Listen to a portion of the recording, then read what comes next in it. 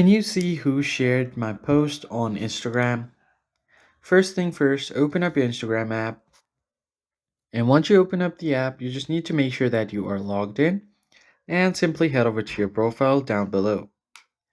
And once you land on the profile page, you just have to tap on the post or the story that you want to see if someone has shared. So scroll down and you should be able to see the number of shares on your story or your post. So keep scrolling and right here you should be able to see the shares. But there is no direct way to see if someone has shared your story or post.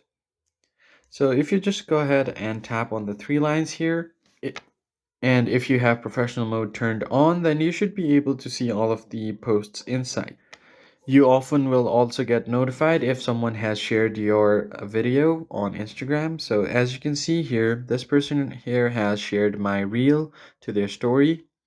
So you will get messages on this part where you should be able to identify the individual who has shared your story as well. But as of now, you can only see the number of people who has shared your story, who has shared your post or your video on Instagram. I hope this tutorial was helpful to you guys. I'll catch you on the next one.